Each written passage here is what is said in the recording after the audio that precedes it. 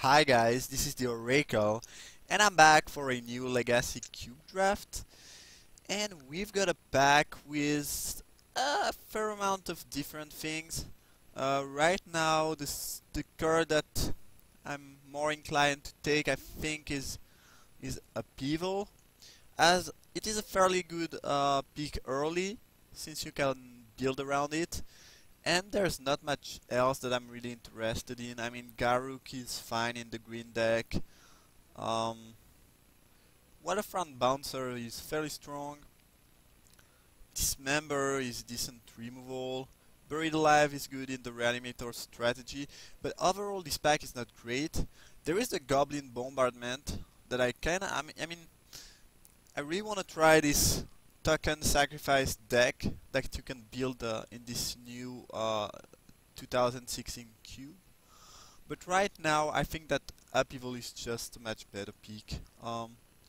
Honestly, in terms of power level, I don't think there's much that compete with Upheaval um, in the last pack. Here, I think I'm gonna take Phyrexian Metamorph, as it is a very efficient card that can do a lot of things. And if I'm playing Upheaval, I might want to play some cards as any type of mana accelerator artifact or even creature, which Metamorph can copy to make Upheaval better. So it's also decent pickup in regards to Upheaval. Um, Wheeler Rogue is an interesting addition, but I don't think I will play it. I mean, I don't think it is better than Metamorph, basically. Uh, there are three decent green cards, but Metamorph is just a nice pickup there. Um, no real reason to not take that. So here I could see myself taking Elves of the Deep Shadow, because I do like green-blue mana ramp elf upheaval deck quite a lot. Another option would be to take Ponder, which is always nice, really good cantrip. Um, I could also see myself taking Council Judgment and playing a more control deck. Um, Blue-white, big mana control deck, that could be something. Um, I'm not sure. I do like the interaction between elves and upheaval. Not sure that that is my best pick though. For now, I think I will just take Ponder, and this leaves me with more option open in regards to what I might want to do. And we have a magnificent Slack Storm with Council Judgment picture that I'm not gonna pick. Overall, there's nothing I'm really interested in out of that pack. Uh, I guess Razorek to some extent can be good if you have something like a Worn Power Stone. I mean, any type of mana accelerator that produces more than one is fairly good with Razorek. And blue-red big mana upheaval wildfire deck is a fairly strong and fun archetype to play. So I might actually take Razorek. Uh, Melaku is not very appealing in my opinion. Um, yeah, overall there's not much. I mean, Razorek is not a great planeswalker, but I still think I like him over the rest. I mean, over the other option that we have in the last pack. And now I think there is a big decision here between Temple of Epiphany, which would be the best option for me if I want to play blue-red. I would like to have that over any of those cards. And the other option could be to take Wall of Root and build this green-blue upheaval thing. And I'm not sure, honestly. I think green can make upheaval better. On the other hand, I do like the green. I do like the red for wildfire effect. The issue is that I will need artifact to make that happen. So, think I'm gonna take Wall of Root, and we'll see how it goes from there. Okay, we do have an Arbor Elf there, so that makes me fairly happy about my last pick. And there's not much from red. I mean, had I taken the Temple of Epiphany, I would be fine with Gitaxian Probe or maybe Master of Wave or Burst Lightning. But Arbor Elf is really nice there, and to make upheaval happen, it is much better than Shaman, which was very unimpressive in the last draft I uploaded. So it's gonna be the Elf. It's a decent start. Merfolk Looter. Oh right, so they put this in the cube. I knew about the Looter with Shadow that attacks every turn, which is fairly fine. I guess this is the same thing almost. I mean, you lose damage obviously, but it's still fairly decent. Anyway, I don't think I'm gonna take that. I mean, those cards are good in Reanimator strategy, but here, nothing great. And I think I'm gonna take Kitchen Things, as it is a card that I do like in a lot of matchups. It's not a card that I will main deck every time, but it's so good in some matchup. Against mono red, it's amazing. Against any type of aggressive deck, it's good. Against deck with a lot of removal, it is also good since it's resilient. It's just good card that does a lot of things that I like a decent amount. Rampaging Baloth are not the most impressive in my opinion. I will just take the Slime, which I like to ramp into. And here I have a choice between Reclamation Sage and the Garruk. And I think I'm gonna take Garruk actually, especially since I took the Slime. It makes the Reclamation Sage less appealing. Here it's gonna be a Yami Avacost. Those lands are not the best, but they are still fairly decent as fixer. Nothing is really appealing in this pack. I guess I'll take the Summoning Trap as an option.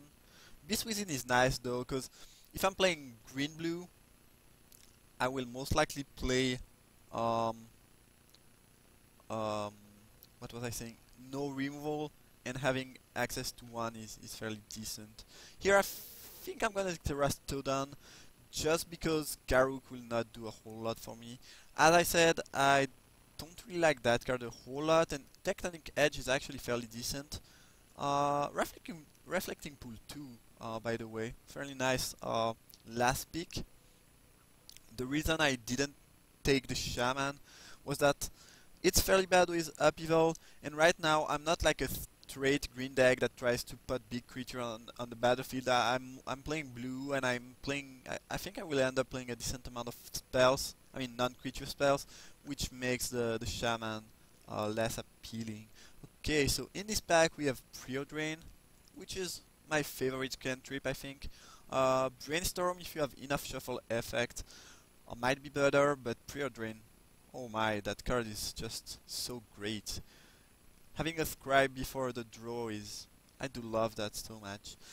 Anyway, Chameleon Colossus, good sideboard, not great overall. Venzer is a card that I do like, and Frailis is actually... Frailis is nice with Upheaval. I mean, you put a bunch of elves, and then you Upheaval, that's fairly appealing. I mean, it's not the most powerful Planeswalker, so I might take Preordain over that actually. It might also wield, and I already have one 5 mana, two 5 mana effect. One of them destroys artifact and enchantment. And honestly, this might seem like a weird pick to some people, but good cantrips make your deck so consistent. I really do like them. Here, I think I would like Stroke more than Vision in this deck. In most deck, Vision is much better, but right here, Stroke could be just better. The question that I mean, the other card I'm thinking about now is From Beyond. First apparition in this Legacy Cube draft, obviously. Um, and I think it's very good. I mean, obviously it was very impressive in the last set, despite green being fairly bad. I will probably not be able to fetch an Eldrazi, but this combined with Upheaval is very amazing. So I think I'm gonna take that. Uh, I do like to try out new cards. I mean, I've played Stroke of Genius a bunch. I knew that card. It's good in some deck, worst in other. I mean, I know the card basically, and From Beyond is something new. I want to try that. Nature's Lore is fairly decent. I mean, the pick here I think is between that or Cursor, and I'm not sure which one I like more. Lore is another card that's really nice with Upheaval. I mean, any type of acceleration basically. Cursor is good, decent card advantage, but I think I like Nature's Law more actually. And if I can grab a what's the name? A tropical island or a breeding pool at some point. This also fixes for blue, which is nice. Misty Rainforest is very appealing, but I think we have two great green pick here in Nissa and Tron. And Nissa is actually, I mean, it's a good card overall, and it's especially insane with Upheaval. I mean, if you can untap with Nissa and Upheaval, you will, I mean, you will probably win the game unless they can counter the Upheaval, because this gives you so much mana. It's amazing. As I said in the last draft, I like Tron a lot. It's very good in a good amount of matchups. Misty Rainforest would be nice too, but Nissa is just, yeah, just amazing with Upheaval. It is also a fairly efficient way to kill your opponent. I mean, a stream of 4/4 Tramplers is I mean, it's efficient at killing. So I have Yulamog there, the Ceaseless Hunger that I can fetch with my From Beyond. The pick here is between Yulamog and Utopia Sprawl, and I'm not sure which one I like more. Honestly, both are fairly appealing, but I think I'm gonna take Yulamog actually. Especially since I have the From Beyond. Not sure if it's right. Uh, I mean, I definitely like this Yulamog more than this one. Um, I mean, both are indestructible. But actually, remove 20 cards in limited is as good, if not better, than Annihilator 4, and this one Exile 2 instead of destroying 1 and cost 1 less. It's just much better overall.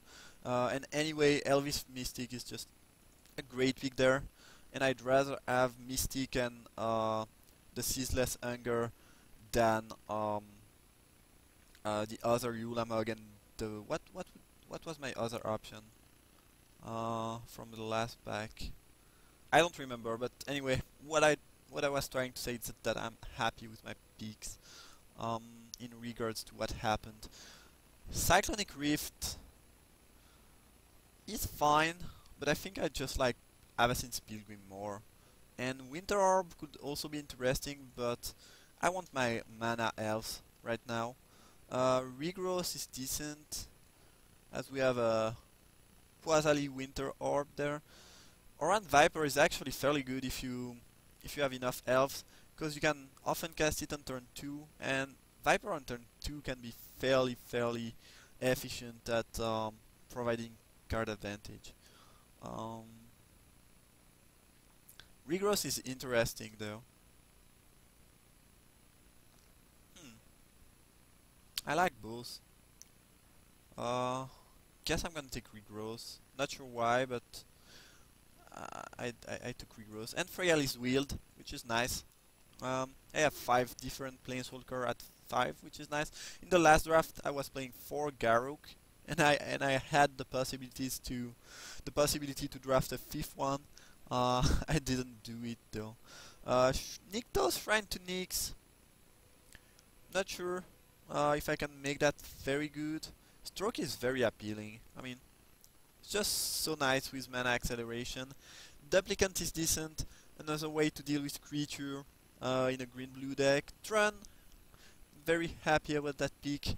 Um, Worst case scenario is gonna be good sideboard option, and Utopia Sprawl Wield, which is super nice. Really a good card for me there. Genesis Wave is, yeah, it's not the best in my opinion. Um, Still like it a decent amount. I would play Stroke over it most of the time. Um, but we'll see how it goes. I mean, we have a complete deck there.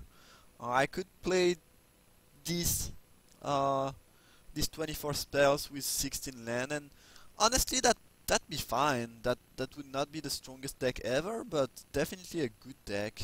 So you know, it's always a good news when end of pack 2 you already have a deck. The Survivalist is nice, but I don't think I need that with Frailties and Slim. And I actually think that I like Stomp Howler more. Not sure though. I mean, both are nice. Trigoon is a nice sideboard option. Grave Titan, I like that card a lot, but it's not really in this deck obviously. Recurring Nightmare, amazing. Honestly, this pack doesn't have match for me. I think I'm just gonna take Wormcoil Engine, as it is a fairly resilient threat as well as a good sideboard option against aggressive deck. Just a decent card overall. Not the best, but I'm fairly happy to pick it right now. I do like that card a lot, Mystic Confluence. It does a lot. I mean, it is. Basically, in my opinion, it's a 5 mana cryptic command, which has less impact on the amount of blue you need. So that's fairly good. I don't think I want a third cantrip. I already have 2 cantrip that are better in my opinion. Oracle is nice, but it tends to die very quickly. It's not the most resilient card. I've been very impressed with Whisperwood Elemental though. That card just does a lot, basically. The question now is, do I want that or Mystic Confluent more? Because I will have to play a decent amount of blue for the upheaval anyway, so the double blue here is not very problematic. And I think Whisperwood is just better though. You wanna curve into creature, not really in counter spells. That's an argument. Findorn Elves there, perfect pick, not much to say. Basically there's nothing else I would be interested in. Garruk Wildspeaker is nice, but I think I like Lotus Cobra more actually. Do I? Yeah, I have a decent amount of acceleration though. Lotus Cobra is very nice card though.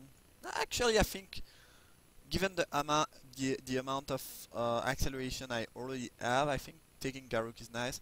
Garruk works also fairly well with Utopia Sprawl, and here, honestly, Moldifter is nice, and Lantern too. And since I'm not playing Gaia's Cradle yet, I really like Chromatic Lantern. I think elves are just better overall.